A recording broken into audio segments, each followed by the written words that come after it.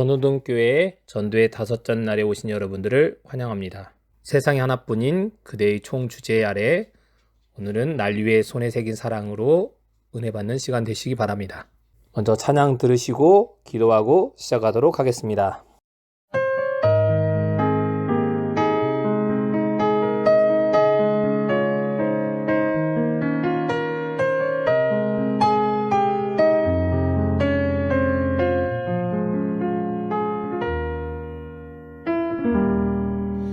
하나님의 부르심에는 후회하심이 없네.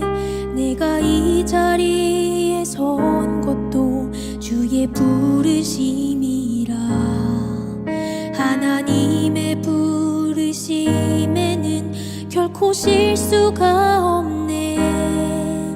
나를 부르신 하나님의 신실하심을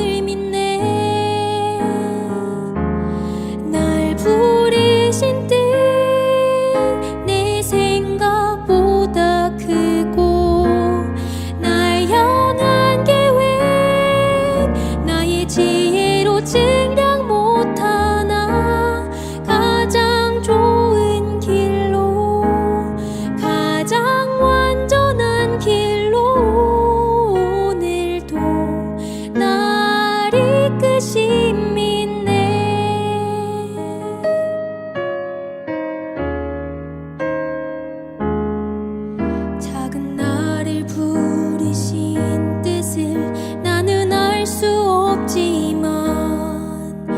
오직 감사와 순종으로 주의 길을 가리라.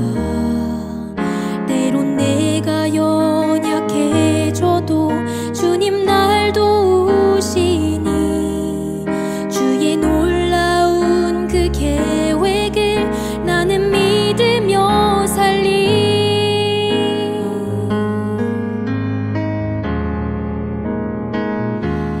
날 부르신 뜻 내 생각보다 크고 날 향한 계획 나의 지혜로 증량 못하나 가장 좋은 길로 가장 완전한 길로 오늘도 날 이끄심이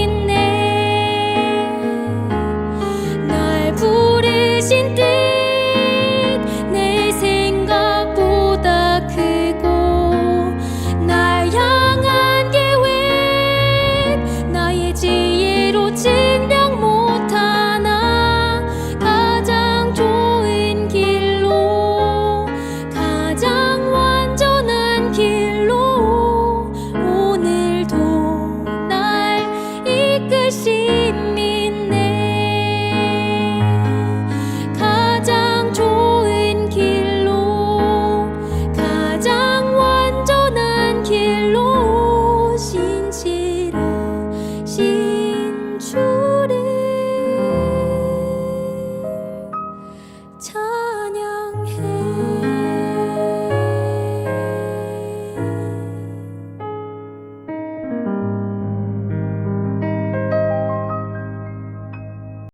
살아임하신 아버지 하나님, 오늘도 날 위에 손에 새긴 사랑이란 제목으로 말씀을 나누도록 하겠습니다. 선하는 저와 듣는 모든 이들에게 하나님의 은혜가 함께하여 주시기를 사랑이 많으신 예수님으로 간절히 기도합니다. 성경 말씀 먼저 보시겠습니다. 나의 사랑, 나의 어여쁜 자여 일어나서 함께 가자. 아가서 2장 13절 말씀입니다. 오늘은 날 위에 손에 새긴 사랑이란 제목으로 함께 은혜를 나누고자 합니다. 어제는 하나님께서 우리를 사랑하셔서 독생자를 보내주셨다는 이야기를 말씀드렸습니다. 보내신 이유는 우리가 영생을 얻게 하기 위함이셨습니다. 그 하나님께서 우리를 손에 새기셨다라고 이야기합니다. 이사야 49장 14절에 보면 오직 시온에 이르기를 여호와께서 나를 버리시며 주께서 나를 잊으셨다 하였거니와. 북방 이스라엘이 멸망하고 100년이 지난 시점에 남방 유다는 바벨론에 의해서 멸망하게 됩니다. 각골 지통이라는 말처럼 뼈에 사무칠 만큼 원통한 일이 일어난 것입니다. 불과 올해 초까지만 해도 우리는 코로나19로 인해서 어려움을 많이 겪었습니다. 오늘 기후변화로 인해서 대기도 오염되고 야생 동물들의 생식지도 파괴되고 또한 열의 감염병으로 인하여 코로나19와 같은 무서운 질병들이 발생하고 있습니다. 도시와 산업화로 인해서 환경이 파괴되고 있고 매일 우리도 미세먼지나 중국에서 날아오는 황사로 인하여 어려움을 겪고 있는 것이 사실입니다. 이 모든 것들이 산업화로 일어나는 일들입니다. 그리고 온갖 질병들이 창궐함으로 인하여 코로나19로 인해서 폐업한 이들이 많이 일어났습니다. 사진에서 보는 것처럼 폐업해서 온갖 집기들이 저렴하게 나오는 일들이 일어났습니다. 또 이 집기를 산 사람들이 또 망하고 코로나19로 수많은 사람들이 실업자가 되는 것이 현실입니다. 이런 상황에서 많은 사람들이 이사야 49장 14절처럼 여호와께서 왜 나를 버리시며 나를 잊으셨나이까라고 하나님께 탄원하는 일들이 수없이 일어나기도 합니다. 나에게만 나쁜 일이 일어나는 머피의 법칙의 연속이라고 생각할 수 있습니다. 머피의 법칙은 안 좋은 일들이 계속 연속해서 일어나는 것을 머피의 법칙이라고 이야기합니다. 왜 나한테만 이런 일이 일어나냐고 불평할 수 있습니다. 저도 그랬고 우리의 삶 속에 그런 일들이 하루에도 1년에도 수십 번씩 일어납니다. 라디오에서 토마스 선교사를 소개한 적이 있습니다. 영국의 목사 아들로 태어난 그리고 런던 신학과를 졸업한 토마스 선교사는 중국에서 선교한 다음에 1866년 26살의 나이로 한국 선교를 희망하게 됩니다. 그리고 서북해안을 돌아서 백년도를 비롯한 황해와 평안도를 순회하면서 전도했습니다. 이듬해 다시 선교하기 위해서 제너럴 셔먼호를 타고 백령도를 거쳐 평양에 들어갔다가 순교한 토마스 선교사입니다. 그의 출신 교회인 하노버 교회는 한국을 위해서 기도한다고 합니다. 토마스 선교사 27살, 어쩌면 만 26살의 나이에 조선의 땅에서 순교한 사람입니다. 한국 땅을 제대로 밟아보지도 못하고 순교한 선교사입니다. 그의 부모나 그의 가족들이 허망하다고 할 수 있습니다. 토마스 선교사는 한국에 대한 선교를 꿈꿨기 때문에 한국어를 할 수 있었습니다. 그래서 제너럴 셔먼하는 상선이 한국과의 무역을 하려고 할 때 통역사가 필요했고 토마스 선교사가 통역관으로 이 배에 타게 됩니다. 그런데 제대로 전도하지도 못하고 순교했습니다. 한국에 들어오지 말라는 대원군의 쇄국 정책이 한참 이때 있었기 때문에 들어오지 말라는 이들의 말을 무시하고 제너럴 셔먼은 들어왔고 엄숙하게 그들이 앞에서 사람들이 총을 앞으로 올리는 자세를 취하는 경례의 모습을 취했던 그들의 모습을 보고 아직 이런 것에 대해 익숙하지 못한 한국인들은 자신들을 향해 위협한 것으로 보고 잘못 오해한 조선인들이 배를 공격했고 배가 타게 됩니다. 토마스 선교사는 거기에 그치지 않고 강에 뛰어내려서 강변으로 올라왔습니다. 병사들은 토마스 선교사를 둘러쌌고 선교사는 웃으면서 칼로 자신을 위협하던 박충건이라는 병사에게 성경책을 건네고 무언가 그에게 말을 하고 박충건이라는 병사에게 죽임을 당하게 됩니다. 박충건이라는 사람은 그 성경책을 가지고 있었고 사람을 죽이는데 그렇게 웃으면서 자신에게 따뜻한 눈빛을 보낸 사람을 잊을 수가 없었습니다. 그리고 또 12살의 최치랑이라는 소년에게 성경책 3권을 죽기 전에 전달했습니다. 박충건 선교사는 토마스 선교사를 칼로 죽였고 성경책 3권을 받은 한 소년은 그 성경을 어떻게 할지 몰라서 평양에 관렸던 박영식이라는 사람에게 전달하게 됩니다.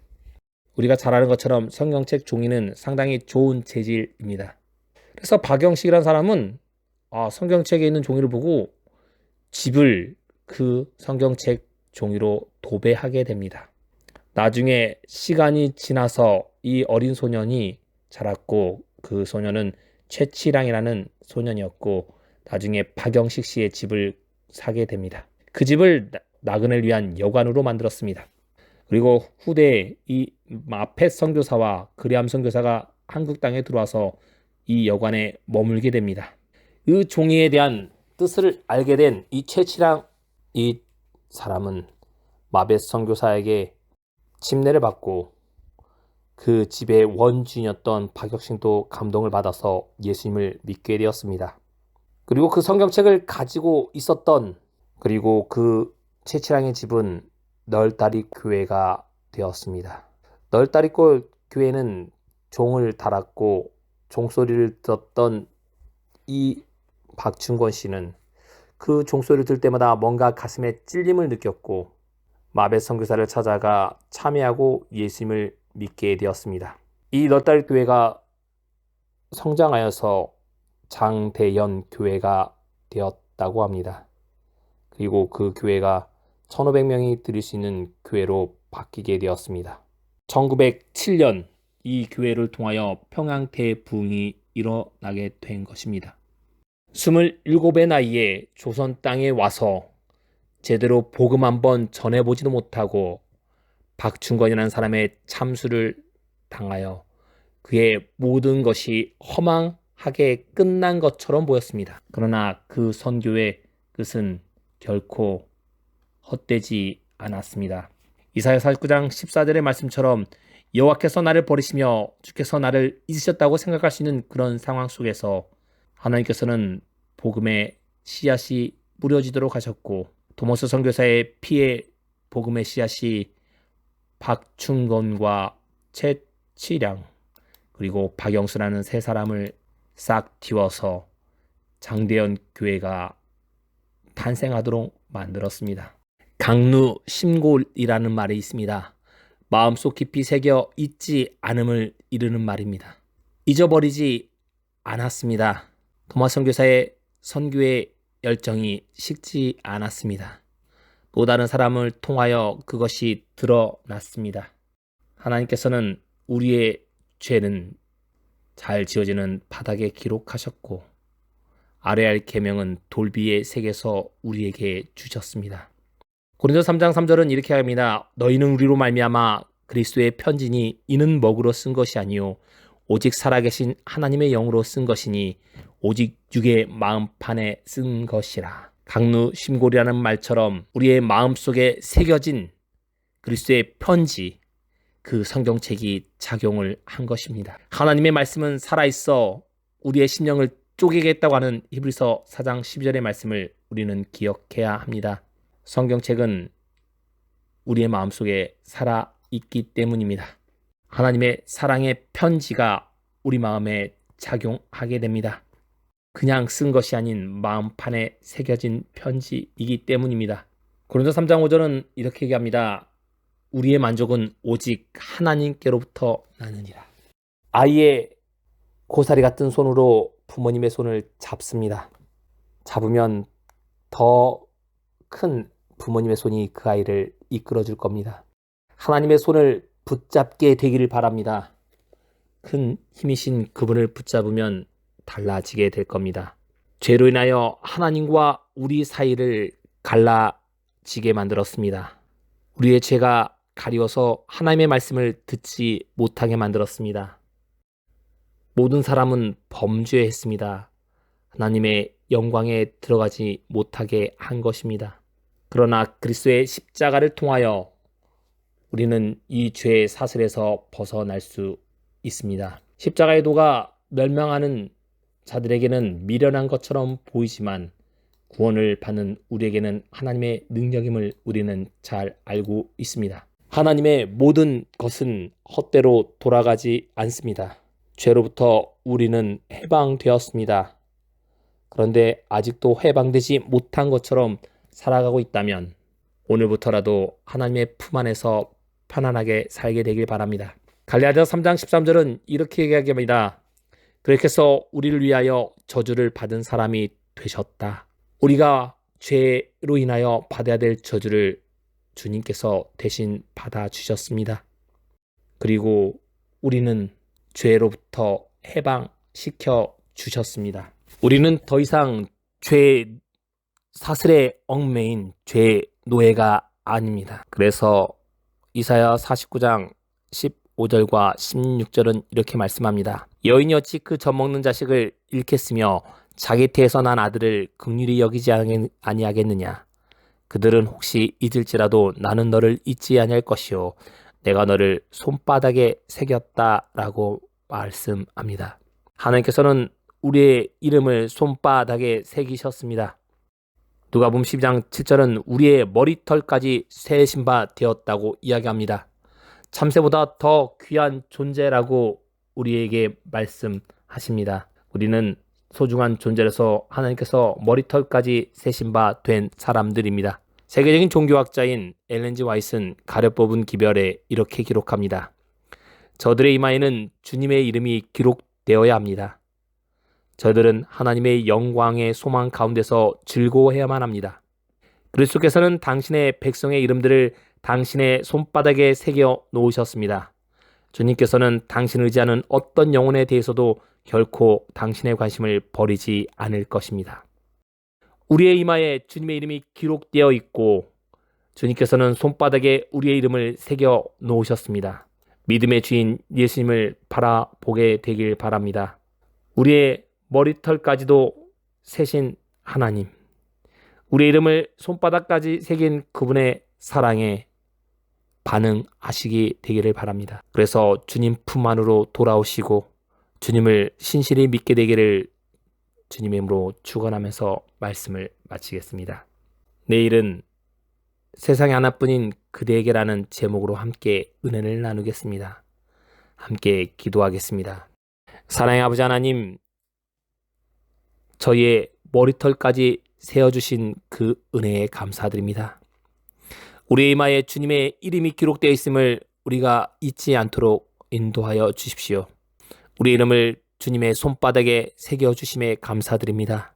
그것을 확신하고 주님에 대한 믿음을 저버리지 않는 저희가 될 수 있도록 은혜 베풀어 주시기를 우리의 사랑 되시고 은혜 되신 그리스도의 신 예수님으로 간절히 기도하옵나이다.